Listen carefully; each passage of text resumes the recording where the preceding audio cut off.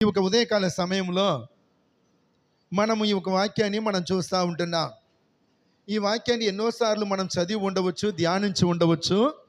కానీ దేవుని వాక్యం మనం కొంచెం లోతుగా గమనముతో మనం ధ్యానించేటప్పుడు దేవుడు ఎన్నో కొత్త కొత్త విషయాలను తెలియచేస్తూ ఉంటారు.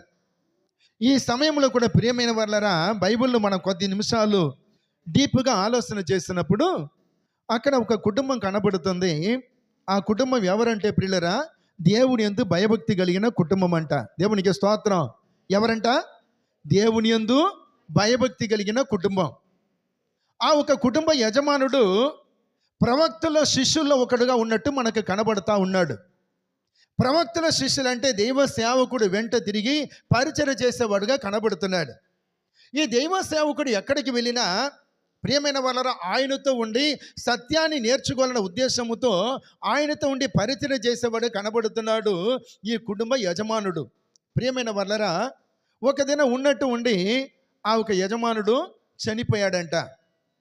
ఆ ప్రవక్తల శిష్యుల్లో ఒకడైన మనిషి ఏమి చేశాడు? చనిపోయాడు.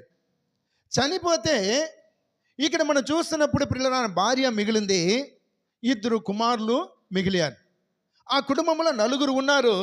4లో కుటుంబ యజమానుడు భర్త చనిపోయాడు. భార్య అలాగనే 2 పిల్లలు మాత్రం మిగిలారు.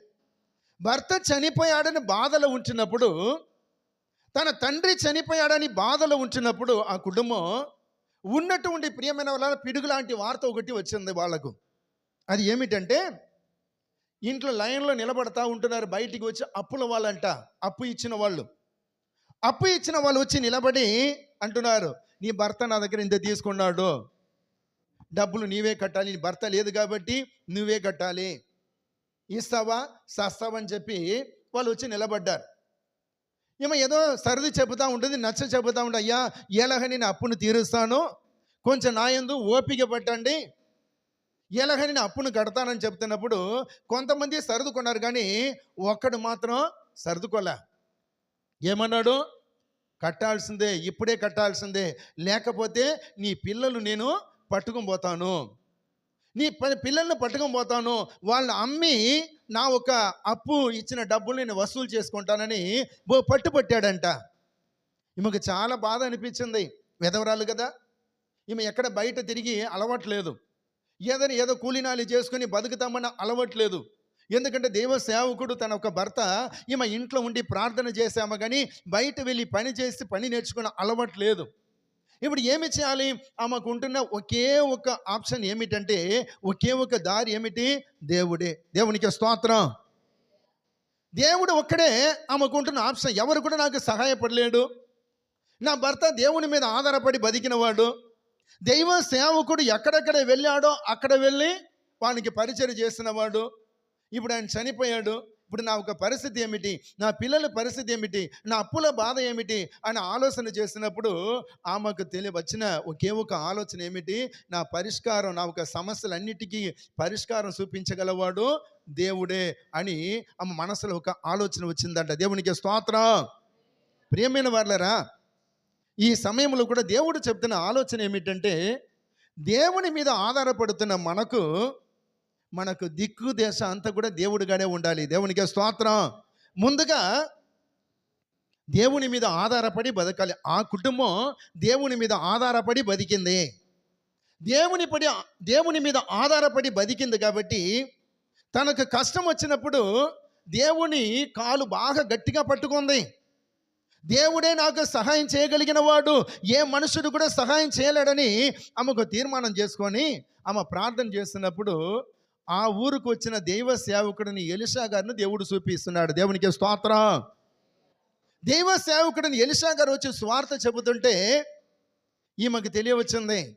వెంటనే ఏమి చేసింది? ప్రార్థన చేసుకుంది. తన చేతిలో ఉంటున్న బైబిల్ తీసుకుంది, సంచి తీసుకుంది, గబా దైవ సేవకుడి దగ్గరికి వెళుతుంది.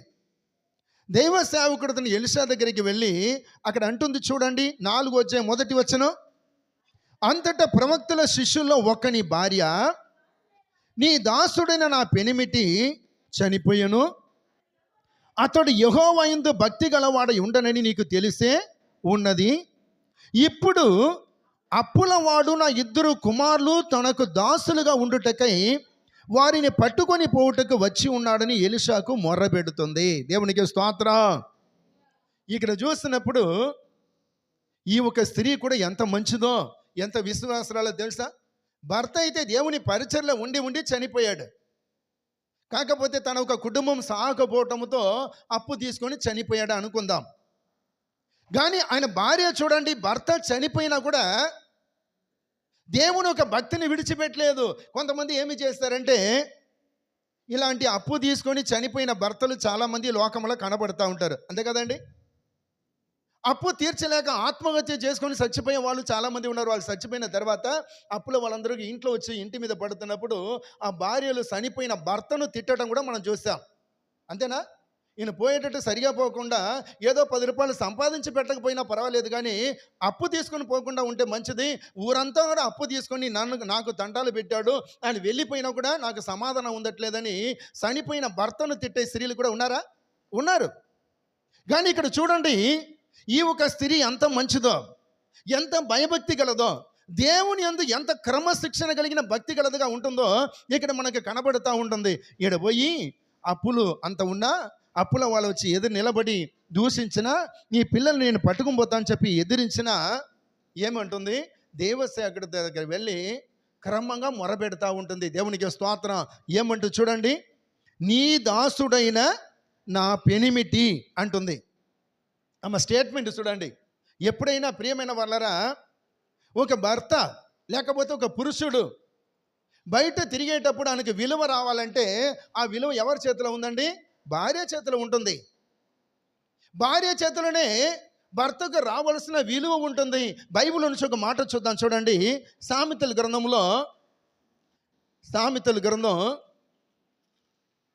12వ అధ్యాయం. సామెతల గ్రంథం 12వ అధ్యాయం. ప్రైజ్ ది లార్డ్, హల్లెలూయా. 4వ వచనాన్ని చదువుతాం. యోగ్యురాలు తన పెనిమిటికి కిరీటము, సిగ్గు తెచ్చినది దాని ఎముకలకు కుళ్ళు. యోగ్యురాలు తన పెనిమిటికి కిరీటం అంట. ఏ ఒక స్త్రీ, ఏ ఒక భార్య యోగ్యంగా ప్రవర్తిస్తుందో, ఏ ఒక స్త్రీ క్రమ పద్ధతిలో దేవుని యందు భయభక్తి కలిగి ఉంటుందో, తన ఒక యోగ్యతను అందరికీ కనిపెడుతుందో, ఆమె ఒక యోగ్యత ప్రియమైన వాళ్ళరా ఆమెకు భర్తకు కిరీటముగా ఉంచబడి ఉంటుందంట. దేవునికి స్తోత్రం. అంతే కదండి. ఒక స్త్రీ మంచితనంగా మంచిగా నడుస్తుంటే వాళ్ళు ఏమంటారు? ఈమె ఎవరో ఫలానా ఆయన భార్య అంటారు. ఫలానా ఆయన భార్య, దేవుడు ఆయనకు మంచి భార్యని ఇచ్చాడే, ఈమె చూడు ఎంత మంచిది. ఈమె చేసిన మంచితనాన్ని బట్టి ఆమె భర్తకు పేరు వస్తుంది. యోగ్యురాలు తన పెనిమిటికి కిరీటము. అదే సామెతల గ్రంథం 31వ అధ్యాయాన్ని చదివి చూడండి. అక్కడ యోగ్యమైన ఒక స్త్రీ కనబడుతుంది. ఆమెను బట్టి ప్రియులరా ఆమె భర్తకు ఎంతో విలువ వచ్చినట్టు కనబడుతుంది. ఈమె ఇంట్లో ఉన్న పనులు అన్నీ కూడా యోగ్యంగా చేస్తుంటే భర్త మాత్రం ఎక్కడ ఉన్నాడంట? బయట ఉన్న పెద్దలతో ప్రియమైన వాళ్ళరా గవిని దగ్గర కూర్చుంటారంట. గవిని దగ్గర కూర్చోవటం అంటే ప్రియులారా, రచ్చబండలో కూర్చోవటం అంటే ఈయన పంచాయతీ చెప్పడానికి న్యాయవంతుడిగా కనబడతాడు. అందరూ కూడా ఈయన మాట వింటాడు. ఎందుకోసం? తన భార్య ఒక నడవడికని బట్టి భర్తకు విలువ వచ్చింది. కానీ అక్కడ కింద చూస్తున్నప్పుడు ప్రియమైన వాళ్ళరా, యోగ్యురాలు తన పెనిమిటికి కిరీటం, సిగ్గు తెచ్చినది వాని ఎముకలకు కుళ్ళు. ఏ ఒక్క భార్య అయినా యోగ్యురాలుగా ఉండాలి. తన నడవడికను జాగ్రత్తగా చూసుకోవాలి. అందరూ చూస్తున్నారు, వాళ్ళు మనసుకు నచ్చినట్టు నేను చేయాలి, వారు మెచ్చుకునేటట్టు చేయాలి.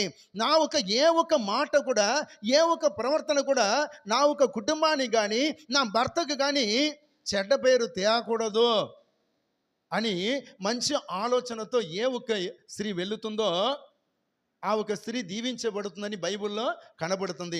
సిగ్గు తెచ్చినది వాని ఎముకలకు కుళ్ళు. కొంతమంది స్త్రీలు ఉంటారండి, వాళ్ళ ఇంట్లో అసలు ఉండనే ఉండరు, ఎప్పుడు చూసినా బయటనే ఉంటారు. ఎక్కడ జనాలు ఉంటారో అక్కడే ఉంటారు. ఊరికనే వాగుతూ ఉంటారు. వాగుతూ చూసే వాళ్ళందరూ కూడా అసగించుకుంటారు. ఎవని భార్య ఇది? ఎవరి భార్య? ఏమా పలానా ఆయన ఏంది ఇలా ఎట్ట మెయింటైన్ చేస్తాడో తెలియదు, మన దగ్గర ఇలా వాగుతుంది, ఇలాంటి గయ్యాలిగా ఉంటుంది, ఆయన ఎలాగా మెయింటైన్ చేస్తాడు. ఆయన మాత్రం ఇక్కడ చూసినప్పుడు పులిలా కనబడుతున్నాడు, కానీ ఇంటికి వెళ్ళిన తర్వాత పిల్లిలాగా మారిపోతాడో ఏమో. అర్థమవుతుందా? యోగ్యురాలు తన పెనిమిటికి కిరీటం, సిగ్గు తెచ్చినది వాని ఎముకలకు కుళ్ళు. చెడ్డ భార్య, చెడ్డ స్త్రీ తాను చేస్తున్న పనిని బట్టి, ప్రవర్తన బట్టి భర్త కుంగిపోతాడు. తనకు అవమానకరంగా ఈమె ఒక నడవడిక ఉంటుంది. అందుకోసం బైబిల్ చెబుతుంది, ప్రియమైన వాళ్ళరా, ఏ ఒక స్త్రీ అయినా క్రమంగా నడుచుకోవాలి, తన భర్తకు మంచి పేరు వచ్చేటట్టు నడుచుకోవాలి. ఇక్కడ చూడండి, ఆ ప్రవక్త ఆమె అంటుంది, నీ దాసుడైన నా పెనిమిటి చనిపోయాను. చనిపోయిన తర్వాత కూడా తన భర్తకు విలువ వచ్చేటట్టు మాట్లాడుతుంది. దేవునికి స్తోత్రం. అయ్యా, నీ దాసుడు నీ వెంట తిరిగాడు కదా, నీకు పరిచయం చేశాడు కదా అని నీ దాసుడుగా ఉన్నాడు. ఇంట్లో ఉన్నప్పుడు కూడా నిన్ను గురించే మాట్లాడతాడయ్యా. నీతో తిరిగే సమయంలో కాదు, మా ఇంటికి వచ్చినప్పుడు కూడా దైవ సేవకుడని నిన్ను గురించే మాట్లాడతాడు. నాతో నీ చేస్తున్న పరిచయం గురించే మాట్లాడుతున్నాడు. నీ సేవించుచున్న దేవుని గురించే మాట్లాడుతాడు. ఆ ఒక భర్తలో ఏ మాత్రం లోకానుసరమైన ఆ మాట కనబడలేదు, ఈ లోకానుసరమైన సహవాసం కనబడలేదు. ఉన్నంత వరకు, ప్రాణముతో ఉన్నంత వరకు, చనిపోయేంత వరకు ఆయన యోగ్యంగా ఉన్నాడు, నీతో భక్తి కలిగిన వాడుగా ఉన్నాడని తన భర్త గురించి స్టేట్మెంట్ చెబుతుంది. దేవునికి స్తోత్రం. తన భర్త గురించి మంచి ఆ స్టేట్మెంట్ చెబుతూ ఉంటుంది. ఈరోజు నీ భర్త గురించి నీ ఎలాగ స్టేట్మెంట్ ఇస్తున్నా, నీ భర్త ఎలాంటి వాడైనా సరే, చెడ్డవైనా, తాగుబోతైనా, తిరుగుబోతూ అయినా సరే, నీ ఏమి చేయాలి? ఆయన గురించి లోకంలో బయటికి వెళ్ళిన తర్వాత చెడుగా చెప్పకూడదు. ప్రియులారా, ఒకరోజు నేను మాట్లాడుతూ ఉంటున్నప్పుడు ఒక ఇంటికి వెళ్ళాను. ఇంటికి వెళ్ళి మాట్లాడుతూ దేవుడు మిమ్మల్ని దీవించాడు, నీకు కూడా మంచి భర్తని ఇచ్చాడు కదా అన్నప్పుడు ఆమె అన్నది, ఆయన ప్రార్థన చేస్తున్నాడు, మీతో అంత బాగా మాట్లాడని చెప్పి మీరు నమ్మారా అంటుంది ఆమె. ఆయన ఒక మాటను బట్టి నేను చెప్తున్నాను, దేవుడు నీకు మంచి విశ్వాసి భర్తని ఇచ్చాడు, మంచి పిల్లల్ని ఇచ్చారు, ఇంకా దేవుడు ఆశీర్వదిస్తారమ్మా, ముందుకు వెళ్ళండి అంటుంటే ఆమె అంటున్న మాట ఏమి తెలుసా? ఆయన మాటను బట్టి మీ దగ్గర అంతా ప్రేమగా నడుచుకున్నాడు కాబట్టి మంచివాడు అని చెప్పి అనుకున్నారా? కాదు పాస్టర్ గారు, ఆయన మంచివాడు కాదు, ఆయన చూడటానికి పాములాగా అందంగా కనబడతాడు, కానీ ఆయన పళ్ళులో ఉంటుంది విషం. ఇంట్లో ఎంత నన్ను టార్చర్ పెడతారో మీకు తెలుసా? మీకు తెలియదు, ఆయన మంచివాడు అని చెప్పి మీరు అనుకుంటున్నారని చెప్పి తన భర్తను గురించి నాకు ఒక ఆమె స్టేట్మెంట్ ఇస్తుంది. దైవ సేవకుడుగా ఆయన నేను మంచివాడని చెప్పి ఆమె భార్యకు నేను స్టేట్మెంట్ ఇస్తే ఆమె అంటుంది, ఆయన మంచివాడు కాదు, మీకు తెలియదు, ఆయన నాగుపాము లాంటి వాడని నాకు తన భర్త గురించి చెబుతూ ఉంటుంది. ప్రియమైన వాళ్ళరా, నీ ఒక భర్త ఎంతటి వాడైనా, ఎలాంటి చెడ్డవాడైనా, నీ బయట మాత్రం ఏమి చేయాలి? మంచివాడుగానే స్టేట్మెంట్ ఇవ్వాలి. దేవునికి స్తోత్రం. ఆయన మంచివాడుగా మార్చబడటానికి కోసం నీ దేవుడి దగ్గర ప్రార్థన చేయాలి, అంతే. దేవుడు ఒక మనిషిని మార్చకపోతే మనం ఎంత ప్రయత్నం చేసినా ఏం కూడా వల్ల కాదు. ఈరోజు ప్రియమైన వాళ్ళని చూసి అక్కడక్కడ పోస్టర్లు అంటిస్తూ ఉంటారు. తాగుబోతులను ఈ ఒక పూట ఈ మందు తింటే చాలంట, ఆ ఒక తాగుడును బొత్తిగా మానుకుంటాడంట. మేము తయారు చేసిన ఈ మందును ఒక పూట తింటే చాలు, ఎంతటి తాగుబోతైనా వెంటనే మారిపోతాడని చెప్పి అక్కడక్కడ పోస్టర్ అంటించి ఆ ఒక మందును ఎక్కువ ఖరీదుగా అమ్ముతూ ఉంటున్నారు ప్రియరా. కానీ వీళ్ళు నా భర్త మారితే పర్వాలేదు అని చెప్పి ఎంత డబ్బులు ఖర్చు పెట్టి ఆయన డబ్బులు వేస్ట్ అవుతుంది, కానీ ఆయన మాత్రం తాగటం మానుకోట్లా. బైబిల్ చెబుతూ ఉంటుంది, పాపి అయిన ఒక మనిషిని పరిశుద్ధంగా మార్చగలిగేది దేవుని వాక్యం. దేవునికి స్తోత్రం. ఒక మనిషిని దేవుడు మార్చకపోతే, ఒక పాపిని పరిశుద్ధంగా మార్చగలిగిన వాడు దేవుడే, వేరే ఎవరు కూడా మార్చలేరు. ఈ లోకంలో ఉంటున్న ఏ ఒక స్త్రీ అయినా, ఎంతటి స్త్రీ అయినా మంచిగా మార్చగలిగిన వాడు దేవుడే. ప్రియమైన వాళ్ళరా, కాబట్టి ఈ సమయంలో ప్రియమైన వాళ్ళరా, నీ భర్త ఎలాంటి వాడైనా ఆయన గురించి మంచి తలంపు నీకు ఉండాలి, కానీ చెడ్డ తలంపు ఏనాటికి రాకూడదు. దేవునికి స్తోత్రం. కొంతమంది ప్రియమైన స్త్రీలు భర్తల మీద అధికారం చలాయించడానికి ప్రయత్నం చేస్తారు. నా భర్త నా చేతులను గుప్పిల్లో ఉండాలి, నేను ఏది చేసినా కూడా ఆయన చెయ్యాలి అని. కొంతమంది ఎంతమంది ఉన్నా వారు ముందే చిన్నతనంగా మాట్లాడుతూ ఉంటారండి తన ఒక భర్తను. కానీ దేవుని పిల్లలైన మనకు అలాంటి మనసు ఏనాటికి ఉండకూడదు. దేవునికి స్తోత్రం. ఒక అతను ఉన్నాడండి, ఆయన గవర్నమెంట్ ఉద్యోగి. దరిదాపుగా నాకు తెలిసి అప్పుడే 50-60 వేల రూపాయల జీతం. ఇప్పుడు రిటైర్ అయ్యాడు అనుకోండి. 60 వేల రూపాయల జీతం దరిదాపుగా 15 ఏళ్ళ కిందట. 50-60 వేల రూపాయల జీతం తీసుకుని ఆ మనిషి మంచోడు, మా దగ్గర మంచోడిగానే ఉంటాడు. కానీ ఆయన భార్య ఉంటుంది కదండి, ఆ భార్య మాత్రం ఏ సమయంలో కూడా ఎక్కడ మొహమాలు ఉంటారో అక్కడే ఉంటుంది. మొహమాలు ఎవరు మాట్లాడుకుంటారో అక్కడే ఉంది. ఒక 10 మంది మొహమాలు ఉంటే 11వ ఆమెగా ఈమె ఉంటుంది. ఒకరోజు మేము మాట్లాడుతున్నప్పుడు ఆమె వచ్చింది. వచ్చి మాతోనే నిలబడి మాట్లాడుతుంటే ఒక 5 నిమిషాల తర్వాత వాళ్ళ ఆయన కూడా వచ్చిండు. నేను వేసుకొని లుంగి కట్టుకొని వాళ్ళ ఆయన కూడా వచ్చాడు. వాళ్ళ ఇంటి దగ్గర నిలబడి రోడ్లో నిలబడి మాట్లాడుతున్నా. 5 నిమిషాల తర్వాత వాళ్ళ ఆయన కూడా వచ్చిండు. మేము మాట్లాడుతుంటే అందరి మధ్యలో అంటుంది, పొయ్యిలో అన్నం పెట్టి వచ్చాను, ఎలాగ ఉందన్నప్పుడు నేను చూడలేదన్నప్పుడు బుద్ధి లేనివాడా అని చెప్పి అందరి ముందు చెప్పిందండి. బుద్ధి లేనివాడా, నీకు చెప్పి వచ్చాను కదా అని చెప్పి అందరి ముందర మాకు షాక్ అయిపోయినాం. 50-60 వేల రూపాయలు జీతగాడు, కానీ ఆయనకని భార్య ఇచ్చిన విలువ ఏమి తెలుసా? బుద్ధి లేనివాడు. ఎవరి ముందు? ఏదో 4 గోడల మధ్యలో కాదు. ఒకసారి ఉంటుందండి, భార్య భర్తల మధ్యలో గొడవ అయినప్పుడు 4 గోడల మధ్యలో ఒకరినొకరు ఏదో అరుచుకున్నా తిట్టుకున్నా అది సరదాగా అయిపోతుంటుంది. అందరి ముందు పోయి అలాగ చెప్పాలంటే ఎంత గుండె ధైర్యం ఉండాలండి. ఈరోజు చాలామంది భార్యలు ఉన్నారు, కానీ బైబిల్ చెబుతుంది భర్త అనేవాడు దేవుడు నీకు ఇచ్చినవాడు. దేవునికి స్తోత్రం. ఆయన ఎంతటి వాడైనా నీ ఓర్చుకొని ఆయనతో సంసారం చేయాల్సిందే. ఆయన మారటాని కోసం, మార్చబడటాని కోసం నీ కన్నీళ్లు గార్చి ప్రార్థన చేయాల్సిందే. నీ కన్నీటి ప్రార్థన తప్పనిసరి ఒక రోజు ఆయన మారుస్తుంది. దేవునికి స్తోత్రం. ఇక్కడ చూసినప్పుడు అప్పు ఎక్కువ చేసి చనిపోయాడంట. చాలా కష్టమైంది. చనిపోయిన తర్వాత కూడా కష్టం వచ్చేసింది. అయినప్పటికీ తన భర్తను తిట్టలేదండి. ఆమె వెళ్ళి తన భర్తను గురించి గొప్పగా స్టేట్మెంట్ చెబుతుంది, సాక్ష్యం చెబుతుంది.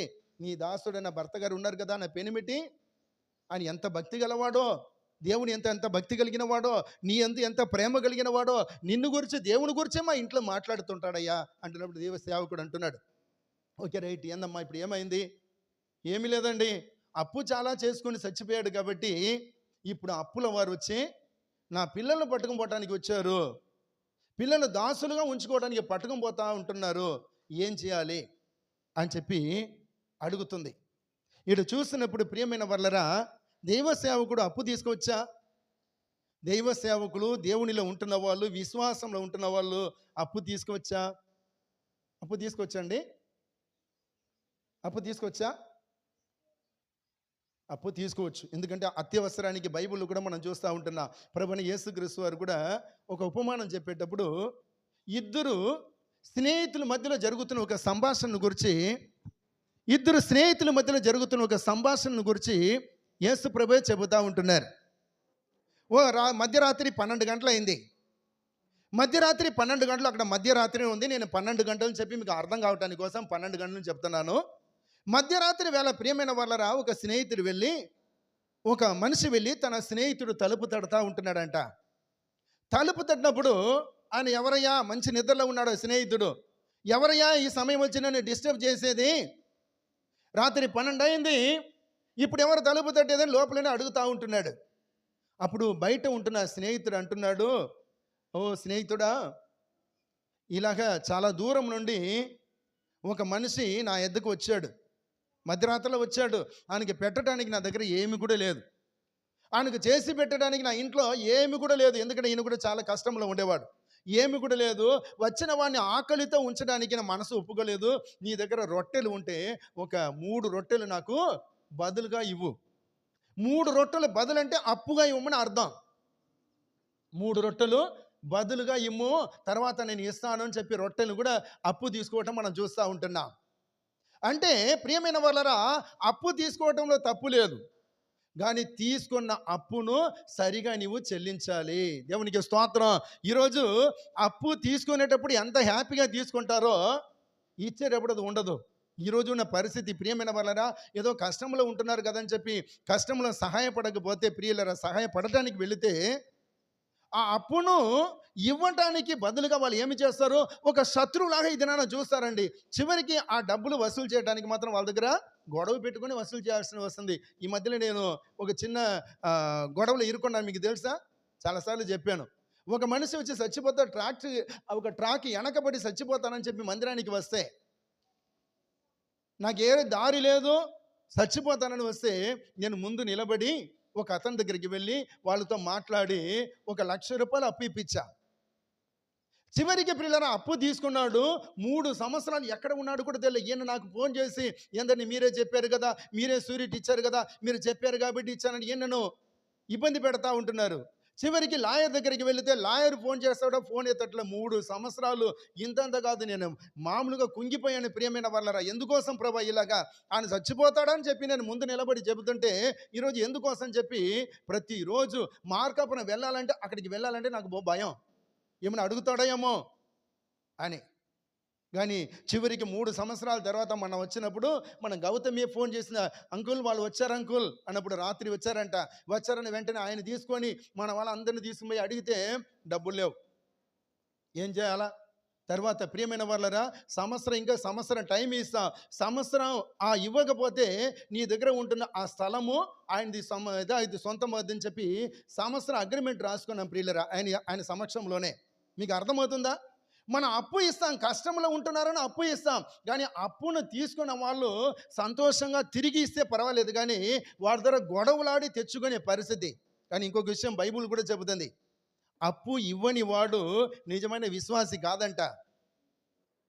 అప్పు ఇవ్వని వాడు ఎవరు కూడా మనిషి కష్టంగా ఉంటుంది, ఆ కష్టంలో వచ్చి నా దగ్గర ఉందనుకోండి, ఎవరో ఒకరు పాస్టర్ గారు నాకు ఇలాంటి కష్టంలో ఉంటున్నాను, నాకు ఇంత కావాలా పాస్టర్ గారు, మళ్ళీ తిరిగి ఇచ్చేస్తానని చెప్పి అడిగారు అనుకోండి, ఒకవేళ నా దగ్గర ఉంటే తప్పనిసరిగా ఇవ్వాలి. వాళ్ళు ₹1,00,000 అయినప్పుడు నీ ఒక 5,000 ఇవ్వు. నీ దగ్గర ఉంటే వాళ్ళు ₹1,00,000 అడిగారు, నీ దగ్గర ఉండదు 5,000 వాళ్ళకి ఇవ్వు. కానీ ఉంచుకొని లేదని మాత్రం చెప్పకూడదు. దైవ సేవకులుగా, విశ్వాసులుగా దేవుడు చెప్తున్న మాట ఏమిటంటే, ఎవరిని అప్పు అడిగినప్పుడు వారికి ఏమి చేయాలంట, మనం ఇవ్వాలంట, అంతే. అప్పు ఇవ్వని వాడు నిజమైన విశ్వాసి కాదు, అప్పు ఇవ్వని వాడు నిజమైన సేవకుడు కాదు. బైబిల్ చెబుతుంది ప్రియులరా. మత్తయి సువార్త నుంచి ఒక మాట చూద్దాం, చూడండి. మత్తయి సువార్త ప్రైజ్ ది లార్డ్, హల్లెలూయా. 5:42 మత్తయి సువార్త 5:42. నిన్ను అడుగువానికి ఇమ్ము. సరిగా చదువుమా. ఎవరు నిన్ను అడుగుతారో వానికి ఇవ్వు, ఎవరు అప్పు అడుగు కోరువానికి నీ ముఖము తిప్పుకొనవద్దు అని యేసు ప్రభువారు స్వయంగా చెప్తున్నారు. ఎవరు అప్పు అడిగినా నీ దగ్గర ఉంటే వాళ్ళకి ఇవ్వు. ఒకవేళ అప్పు తీసుకునేటానికి వాళ్ళు వస్తున్నప్పుడు నీ ముఖం మాత్రం తిప్పుకోవద్దు, నీ దగ్గర ఉంటే మాత్రం ఇవ్వమన్నాడు. మంచి మాట కదా, దేవునికి స్తోత్రం. నీ దగ్గర ఉంటే అప్పు ఇవ్వాలి, ఉంచుకొని అప్పు లేదు, డబ్బులు లేదని మాత్రం చెప్పకూడదు అన్నాడు. మంచిదే, కానీ తీసుకునే వాళ్ళు ఇస్తే కాదు, తీసుకునే వాళ్ళు ఇవ్వట్లేదు కదా. ఈరోజు అప్పు ఇవ్వని వాడు ఎలాగ విశ్వాసి కాదో, తీసుకున్న అప్పును ఇవ్వని వాడు కూడా సరైన విశ్వాసి కాదండి. ఒక విశ్వాసి కష్టంలో నీపై అడిగినప్పుడు ఎదుటివాడు ఇచ్చాడు, వెంటనే మర్యాదగా ఏమి చేయాలి, దాన్ని తిరిగి ఇచ్చేయాలి, అంతే. ఇక్కడ మనకు బైబిల్ చెబుతున్న సత్యం అదే. మనం చదివినాం కదా. మరొకసారి 2 రాజుల గ్రంథానికి రండి. 2 రాజుల గ్రంథం 7 చదివినాం కదా, చదువు ఒకసారి. 4:7. ఆమె దైవజనుడైన అతని యొద్దకు వచ్చి సంగతి తెలియచెప్పగా, ఆయన చెప్తున్న మాట, ఎలీషా గారు ఆ వెధవరాలతో చెప్తున్న మాటను చూడండి. నీవు పోయి ఆ నూనెను అమ్మి నీ అప్పు తీర్చి, మొట్టమొదటిగా అప్పును తీర్చేయి. ఏమన్నాడు? మొట్టమొదటిగా నీ జీవించడం, తర్వాత నీ ఎవరు అప్పు ఇచ్చారో, నీ కష్టములో ఎవరు అప్పు ఇచ్చారో వారు అప్పును మొట్టమొదటిగా ఏమి చేయాలి, తీర్చాలి, అంతే. నీ తీసుకున్న అప్పును తీర్చడానికి వెనుకాడితే నీ విశ్వాసి కాదు, ఇంకా ఎన్నో కష్టాలు వస్తాయి. నీ కష్టములో ఉన్నప్పుడు దేవుడి దగ్గర అడిగినప్పుడు దేవుడు చేశాడు కదా, అది మర్యాదగా అప్పును తీసేస్తే ఈసారి నీకు అప్పు పుట్టుద్ది, అంతేనా? ఈసారి అప్పు పుట్టుద్ది. ఒక చిన్న ఉదాహరణ నన్ను గురించి ఎందుకు పక్కన ఉన్న వాళ్ళని ఎందుకోసం తీసుకొని రావాలా? ఒకరోజు పిల్లలు ఒక విధవరాలు వచ్చింది. ఎక్కడి నుంచి? ఇక్కడి నుంచి కాదండి. పాస్టర్ మా ఊరు నుంచి ఒక విధవరాలు వచ్చింది. ఆమెకి ఎప్పుడు మా ఇల్లు ఎక్కడ ఉందో, చర్చి ఎక్కడ ఉందో ఏమాత్రం తెలియదు. ఆమె అకస్మాత్తుగా చర్చికి వచ్చింది. పని ఏదో చేస్తున్నా. వచ్చి అన్నది, పాస్టర్ మాతో మాట్లాడుతుంది, అమ్మా మీ నాన్నగారు నన్ను పంపించారు, అడ్రస్ ఇచ్చి నాన్నగారు పంపించారు అన్నది. ఏందో నాకు ఒక 10,000 రూపాయలు అర్జెంటు, పెళ్లి కోసం ఒక 10,000 రూపాయలు అర్జెంటు అడిగితే మీ నాన్న అడ్రస్ ఇచ్చి ఇలాగ వెళ్ళు, సరోజ అక్కడ ఉంటుంది, పాస్టర్ గారు అక్కడ ఉంటారు, ఆయన ఇస్తాడు, వెళ్ళమని అడ్రస్ ఇచ్చి పంపించాడన్నది. సరే వచ్చింది, ఇంత దూరం వచ్చింది కదా, ఎంత అడిగిందో తెలియదు కానీ ఎంత ఒక 10,000 రూపాయలు ఇచ్చాం. 10,000 రూపాయలు ఇచ్చి 10 సంవత్సరాలు దాటిపోయింది. అడిగినప్పుడల్లా ప్రతిరోజు కంటికి ముందే కనపడతా ఉంటుంది. అడిగినప్పుడల్లా ఇందటిగా అమ్మ విధవరాలు ఓకే, కానీ బీద విధవరాలా కాదు, ఆమెకు పొలాలు ఉన్నాయి, పంటలు ఉన్నాయి, సంవత్సరానికి ఎంతో పండుద్ది, అన్నీ చేసి అయినప్పటికీ ఆ 10,000 ఇవ్వడానికి మాత్రం మనసు రాలా. ఒకవేళ ఒకరోజు పాస్టర్ వాళ్ళ అక్క ఆమె దగ్గర అడిగితే ఒక 5,000 ఇచ్చింది. ఈ 5,000 నేను చెప్పా, ఇంక మానేయమ్మ, ఇంక మీదట అడుగువద్దామను. ఇక మీద ఎందుకంటే ఈసారి కష్టంలో ఉన్నప్పుడైతే మనం వచ్చే దగ్గర అడగదు కదా. అర్థమవుతుందా? ఒకవేళ నీకు అప్పు పుట్టాలంటే ఏమి చేయాలి? నీ కష్టములో సహాయపడినప్పుడు ఆ అప్పుని వెంటనే తీర్చేయాలి, అంతే. బైబుల్ చెబుతుందండి, నేను కాదు. దైవ సేవకుడు ఎలీషా అంటున్నారు ఆ విధవరాల దగ్గర, నీ భర్త అప్పు తీసుకున్న మాట వాస్తవమే కదా? అవునండి. మొట్టమొదటిగా చేయవలసిన పని ఏమిటంటే అప్పును తీర్చేయి. నేను నూనెని ఇచ్చాను కదా, ఈ నూనెను అమ్మి మొదటిగా నేను చేయవలసిన పని ఏమిటంటే అప్పును తీర్చేసిన తరువాత మిగిలిన సొమ్ముతో నీవు నీ కుమారులు బతకండి అన్నాడు. దేవునికి స్తోత్రం.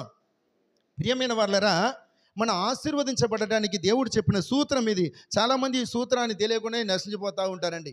చాలా ఇబ్బంది పడటానికి కారణం కూడా అదే. దేవుడు అంటున్నాడు, అడుగుడి మీకు ఇవ్వబడును అన్నాడు. దేవుని అడిగితే ఇస్తాడు, కానీ నీ తీసుకున్న సొమ్మును వెంటనే ఇచ్చేయాలి. దేవుడి దగ్గర తీసుకున్నా అది వెంటనే ఏమి చేయాలి? దానికి కృతజ్ఞతాపూర్వంగా ఆయనకు చెల్లించాలి, అంతే. అప్పుడే దేవుడు సహాయం చేస్తాడు. ప్రభు నాకు ఇవ్వు అన్నాడు, నేను ఆశీర్వదిస్తూ ఉంటుంటే నీ దేవుని మందిరానికి రాకుండా, దేవుని అసలు మోకరించకుండా నీ ఇష్టం వచ్చినట్టు తిరిగి కష్టం వచ్చినప్పుడు మాత్రం దేవుడు అడిగితే దేవుడు ఇస్తాడా? పోయినసారి అడిగినప్పుడు నేను ఇచ్చినాను కదా, మందిరానికి వచ్చావా? మారు మనసు పొందావా? బాప్టిజం తీసుకున్నావా? ఏమి లేని కష్టపడ్డప్పుడు సహాయం చేస్తున్నప్పుడు కృతజ్ఞత లేని వారుగా ఉంటున్నప్పుడు నేను ఎందుకోసం చేయాలి? అంతే కదండి, బైబుల్ చెబుతూ ఉంటుంది. కాబట్టి ప్రియమైన వర్లరా, ఇక్కడ చూస్తున్నప్పుడు ఆమె భర్త అప్పు తీసుకున్నాడు, నా భర్త అప్పు తీసుకున్నాడు అని దైవ సేవకుడి దగ్గర చెబుతుంది. ఈ యొక్క దైవ సేవకుడు ఎలీషా గారి ప్రియమైన వర్లరా, ప్రభువైన యేసుక్రీస్తు వారికి సాదృశ్యంగా ఉంటున్నాడు. ఈ ఒక ఎలీషా గారు ప్రభువైన యేసుక్రీస్తు వారికి సాదృశ్యంగా ఉంటున్నారు. ఏమిటంటే అక్కడ చూస్తున్నప్పుడు ఎలీషా గారు కూడా యేసయ్య చేసినట్టు చాలా విషయాలు చేశాడు. ఆకలితో ఉంటున్నప్పుడు ప్రియమైన వర్లరా ఏమి చేశాడంటే ఆ ఒక ఎలీషా గారు యేసు ప్రభు వారు 5 రొట్టెలు 2 చేపలతో 5,000 మందిని పోషించారు. 4 చేపలతో 4 రొట్టెలు కొన్ని చేపలతో 4,000 మందిని పోషించినట్టు బైబిల్లో కనపడుతుంది కదా. అలాగని ఎలీషా గారు కూడా ఏమి చేశారు తెలుసా?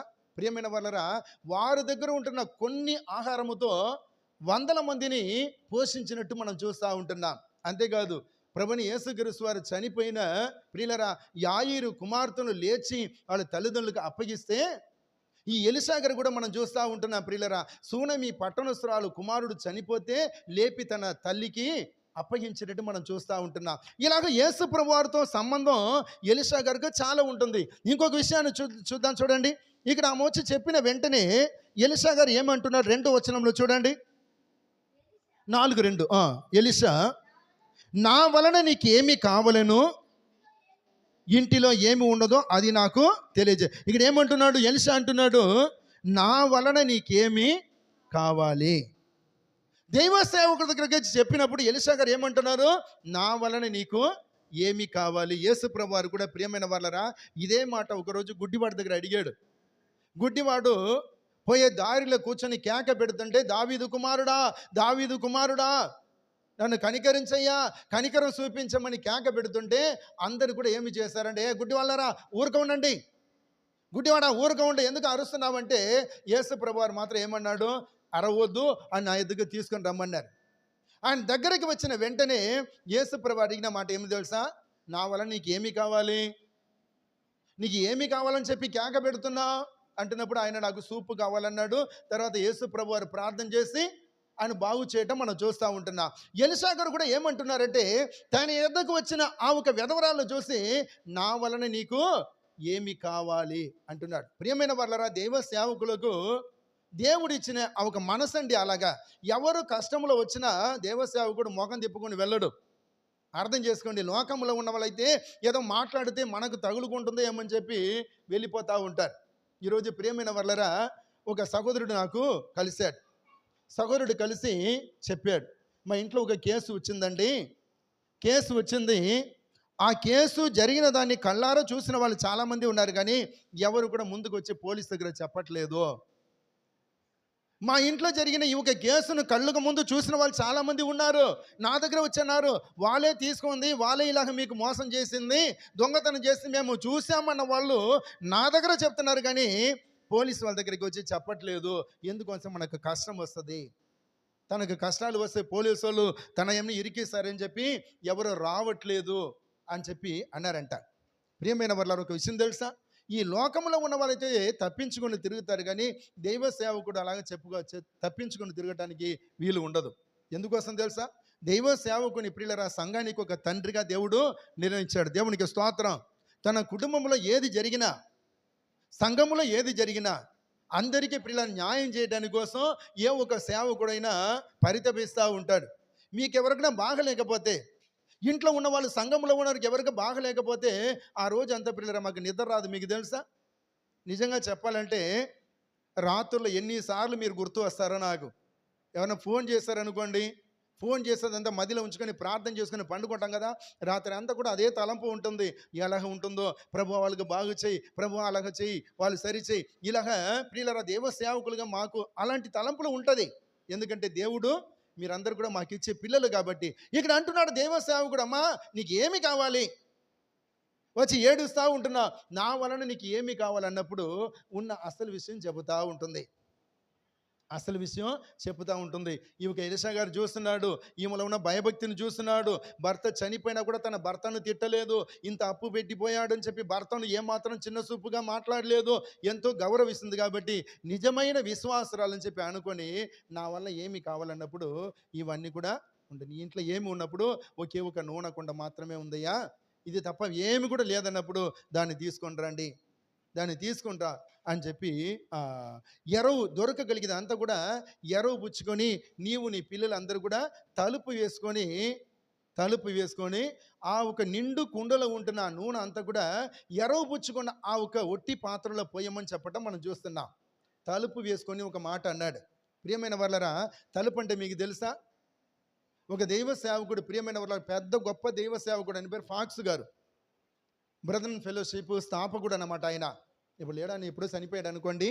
ఆ ఫాక్స్ గారు ఏమి చేశాడంటే పరిచర్కి వెళ్ళేటప్పుడల్లా తన భార్య, కుమారుడు, పెద్దవాడంట కుమారుడికి చెప్తాడు తలుపు వేసుకోండి, నేను వచ్చేంత వరకు తలుపు వేసుకోండి అని చెప్పిపోతాడంట. పగలైనా సరే ఏ టైంలో పోయేటప్పుడు ఏంటో పోయి వస్తాను, వందనాలు, నేను పోయి వస్తాను, నేను వచ్చేంత వరకు తలుపు వేసుకోమని చెప్పిపోతాను. అక్కడ పక్క ఉన్న వాళ్ళందరూ కూడా ఏదో విచిత్రంగా, తలుపు వేసుకోమంటున్నాడు, పగళ్ళు ఇంతమంది ఉంటుంటే తలుపు వేసుకోమంటున్నాడు ఏంటి అని చెప్పి అందరికి కూడా విచిత్రంగా ఉంటుందంట. ఒకరోజు ఆయన అన్నాడంట, నేను తలుపు వేసుకోమని చెప్పేది నేను తిరిగి వచ్చేంత వరకు మీరు ప్రార్థనలో కళ్ళు మూసుకొని ప్రార్థనలో ఉండమని అర్థం. తలుపు వేసుకొని కళ్ళు మూసుకోవటమే తలుపు వేయటం. ప్రియమైన వాళ్ళరా, తలుపు వేసుకొని నీ సేవకుడైనా నీ భర్త అయినా నేను ప్రార్థన కోసం వెళుతున్నాను, వాక్యం కోసం వెళుతున్నాను, నా ఒక ప్రయాసం వ్యర్థం కాకుండా ఉండాలంటే మీ ఒక ప్రార్థన అవసరం, భార్య పిల్లలు ఒక ప్రార్థన అవసరం. కాబట్టి నేను వచ్చేంత వరకు మీరు తలుపు వేసుకోండి అంటే మీరు ప్రార్థనలో ఉండండి, నేను వచ్చేంత వరకు ప్రార్థనలో ఉండండి, అవసరమైతే నేను వచ్చిన తర్వాత మీరు తలుపు తీస్తే చాలు, వచ్చిన తర్వాత ప్రార్థన ఆపితే చాలు, అప్పుడు వరకు ప్రార్థన చేస్తూనే ఉండని అర్థంతో చెప్పేవాడంట. ఈరోజు ప్రియమైన వాళ్ళరా, ఆ తలుపు వేసే అనుభవం ఎంతమంది దగ్గర ఉంటుందండి? కనీసం ప్రార్థన చేయమంటే ప్రార్థన కూడా రావట్లే, అంత సీనియర్ విశ్వాసులు ఉన్నారు ఈరోజు. మైకు చేతులు వచ్చి ప్రార్థన చేయమంటే గడగడగడగడగడగడ వరికి ఏదేదో చెప్పి విశ్వాసులు చాలామంది ఉంటున్నారండి. అది కాదు. దేవుని పిల్లలైన మనము దేవుని మనసును ఆకర్షించుకునేటట్టు, దేవుని మనసును సంపాదించేటట్టు ప్రియులరా, మనమందరూ కూడా తలుపు వేసుకొని ప్రార్థన, కళ్ళు మూసుకొని ప్రార్థన చేసే అనుభవం ఉండాలి. కళ్ళు మూసుకోండి, ప్రార్థన చేసేటప్పుడు కళ్ళు మూసుకోండి. కళ్ళు మూసుకుంటే అక్కడ అక్కడిక్కడ తిరుగుతున్న ఆ ఒక జరుగుతున్న విషయాలు ఏం కూడా మనకు కనపడదు. కాబట్టి ఇంకా మనస్ఫూర్తిగా దేవుని నామాన్ని స్తుతించవచ్చు, ప్రార్థన చేయవచ్చు. కానీ మనం కళ్ళు మూసుకుంటే చాలు. మనం కళ్ళు మూసుకుంటే టక్కని చెప్పి తిరుగుతూ ఉంటారు జనాలు. అది కాదు ప్రియులరా. మన ప్రార్థన చేసేటప్పుడు మనస్ఫూర్తిగా ఎవరినో మెప్పు కోసం కాదు, ఎవరో మెచ్చుకోవాలని కాదు, గంటల తరబడి ప్రార్థన చేస్తున్నాడు అని చెప్పి ఎవరో మెచ్చుకోవాలని కాదు, దేవుడు మెచ్చుకునేటట్టు దేవుని ఎదుట మనస్ఫూర్తిగా మనం ప్రార్థన చేయాలంటే దేవునికి స్తోత్రం. ఇక్కడ అంటున్నాడు చూడండి ఒక మాట, 2 రాజుల గ్రంథంలోనే ఎలీషా గారు చెబుతూ ఉంటున్నాడు 4వ అధ్యాయములో 4వ వచనం చదువుమా. నీవు నీ ఇంటిలోనికి వచ్చి నీవును నీ కుమారులను లోపల నుండి తలుపు మూసి ఆ పాత్రలన్నిటిలో నూనె పోసి నిండినవి ఒక తట్టున ఉంచుమని ఆమెతో సెలవీయగా, ఆమె అతని యొద్ద నుండి పోయి తానును కుమారులను లోపల నుండి తలుపు మూసి కుమారులు తెచ్చిన పాత్రలలో నూనె పోసాను. చూడండి, ఆ దైవసేవకుడు అన్నాడు, పాత్రలు తీసుకుని లోపలికి పోయిన తర్వాత తలుపు వేసుకోమంటే తూచా తప్పకుండా ఆమె పాటించిందంట. దేవునికి స్తోత్రం. దైవ సేవకుడు ఏమన్నాడు? ఒట్టి పాత్రలు ఎరవ పుచ్చుకొని లోపల పెట్టుకొని లోపల గడి వేసుకోమన్నాడు, లోపల తలుపు మూసుకోమన్నాడు. కానీ ఈమె ఆ దైవ సేవకుడు ఏమి చెప్పాడో అవన్నీ కూడా చేసిందంట. దేవునికి స్తోత్రం. నీ జీవితంలో అద్భుతాలు జరగాలంటే, నీ జీవితంలో ఆశ్చర్య కార్యములు జరగాలంటే దైవ చిత్తానికి నీ లోబడాలి. నీ చిత్తం పనికిరాదు, నీ ఒక ఆలోచన పనికిరాదు. మనం ఒక ఆలోచన చేస్తే అది వ్యర్థమైపోతుంది.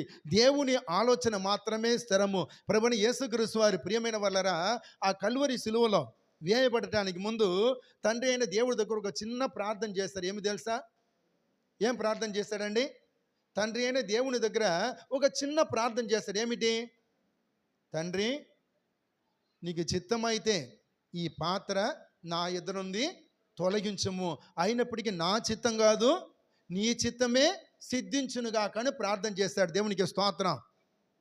యేసు ప్రభువారు అంటూ నీ చిత్తం మాత్రమే సిద్ధించాలి, నీ చిత్తం మాత్రం నెరవేరాలి అని చెప్పి యేసు ప్రభువారు ప్రార్థన చేశారు. ఈరోజు ప్రార్థనల ప్రియులరా, మన జీవితంలో దేవుని చిత్తానికి మన స్థానం ఇవ్వట్లా. నాకు అన్నీ తెలుసు, నాకు జ్ఞానం ఉంది, ఈ ఒక ప్రపంచమంతా కూడా తిరిగి వచ్చాను, ఎక్కడైనా పోయి రాగలను చెప్పి మనకు సొంత ఆలోచనలో ముందుకు వెళుతున్నాం. కాబట్టి ఎక్కడికి వెళ్ళినా కూడా మనకు ఆశీర్వాద దీవెనలు ఉండట్లా.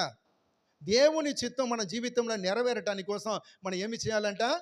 మన జీవితాన్ని దేవునికి అప్పగించాలి. దైవ సేవకుడు ఎలీషా గారు చెప్పాడు, నీవు నీ పిల్లలు కుమారులు ఇద్దరు కూడా ఏమి చేయాలి? ఆ పాత్రలను తీసుకొచ్చి లోపల పెట్టుకొని తలుపు వేసుకొని ప్రార్థన ఆ ఒక పని చేయమన్నప్పుడు ఈ ఒక స్త్రీ ఏమాత్రం అనుమాన పడకుండా, సందేహపడకుండా దైవ సేవకుడు ఎలీషా గారు చెప్పినట్టే ఆ పాత్రలన్నీ కూడా లోపలికి తీసుకుపోయింది. తన 2 కుమారులను తీసుకుంది, లోపల నుండి తలుపు వేసింది. ఏమి దేవ సేవకుడు చెప్పినట్టు ఒక నూనె కుండల నుండి ఆ ఒట్టి పాత్రలో నింపి పోస్తుంటే ఎంత దూరం ముంచినా ఈ పాత్రలు అన్నీ కూడా నిండుతున్నాయి, కానీ ఈ నూనె ఉన్న పాత్ర మాత్రం తరగలేదంట. దేవునికి స్తోత్రం. ఎంత అద్భుతం అండి, నిజంగా ఆశ్చర్యం కదా. 10 పాత్రలు ఉందనుకుంటాం, ఒకే ఒక పాత్రలో మాత్రమే నూనె ఉంటుంది.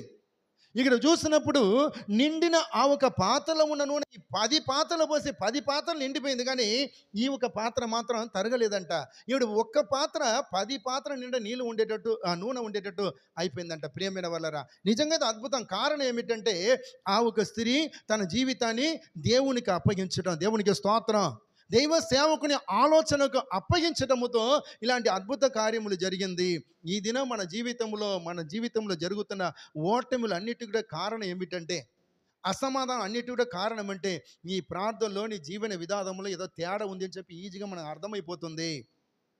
అందుకోసం మనం ఎంతకాలం ప్రార్థన చేసినా మనకు ఆశీర్వాదం రాకపోవటానికి కారణం మన ప్రార్థనలో ఏదో మన స్వచిత్తం, మన సొంత చిత్తం కూడా ఉండిపోతుంది. దేవుడు చెప్పినట్టు ప్రార్థన చేయలేకపోతున్నా, దైవ సేవకుడు చెప్పినట్టు మనం ప్రార్థన చేయలేకపోతున్నా. అందుకోసం మన ప్రార్థనకు ప్రతిఫలం రావట్లేదు. ఈమె చేసింది. అందుకోసం ప్రియులరా, ఆ నూనెతో పాత్రలు అన్నీ కూడా నిండిపోయిందంట. వెంటనే పరిగెత్తుకుని పోయింది దైవ సేవకుడి దగ్గర. అయ్యా, మీరు చెప్పినట్టు నేను చేశాను, నేను చెప్పినట్టు చేశాను, అన్నీ కూడా నిండిపోయిందయ్యా అని చెప్పి దైవ సేవకుడి దగ్గర వెళ్తుంది. ఇక్కడ చూడండి, ఒక విషయాన్ని మనం గుర్తించాలా. నేను ముగిస్తానండి. ఇక్కడ చూసినప్పుడు ఆ ఒక విధవరాలకు కృతజ్ఞత కలిగిన మనసు ఉంటుంది. తన కష్టంలో ఉంటున్నప్పుడు, బాధలో ఉంటున్నప్పుడు దైవ సేవకుడి దగ్గరికి వచ్చిందా? దైవ సేవకుడు ఏమన్నా ఇలాగూ చెయ్యమని చెప్పాడు కదా, అలాగనే చేసింది. ఈ ఒక పాత్రలు అన్నీ కూడా నిండిపోయింది. ఇప్పుడు ఏమి చేసిందంట, దైవ సేవకుడి దగ్గరికి మరల పరిగెత్తుకుని వెళుతుంది. దేవునికి స్తోత్రం. వెళ్ళి అంటుంది, అయ్యా మీరు చెప్పినట్టు చేశాను, అన్నీ కూడా నిండిపోయింది అని. ఈరోజు ఆమెకు ఉంటున్న కృతజ్ఞత మన దగ్గర లేకుండా పోయిందండి.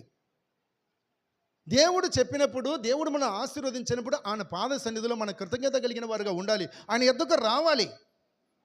11 పాత్రలు నిండా నూనె ఉంది, ఇంకా నాకేం ఇబ్బంది, నేను అమ్ముకుంటాను, నేను ఇష్టం వచ్చినట్టు చేసుకుంటాను చెప్పి అలాగే ఉండిపోలామా. ఏమి చేసిందంట, ఆ నిండిన పాత్రలు అన్నీ కూడా అట్నే విడిచిపెట్టి తలుపు తీసుకొని దేవ సేవకుడు పరిగెత్తింది. అయ్యా మీరు చెప్పినట్టే చేశాను, ఎంత అద్భుతం. మా ఇంట్లో ఇప్పుడు 11, ఉదాహరణకు 11 కుండలు నిండా నూనె ఉంది. ఒక కుండ ఇందుకు ముందు ఉండేది, ఇప్పుడు 11 కుండల నిండా నూనె ఉందయ్యా, నీ చెప్పిన మాటను బట్టి చేశాను, దేవుడు అద్భుతం చేశాడని కృతజ్ఞత కలిగినదిగా ఆయన సన్నిధిలో మోకరించడం మనం చూస్తున్నాం.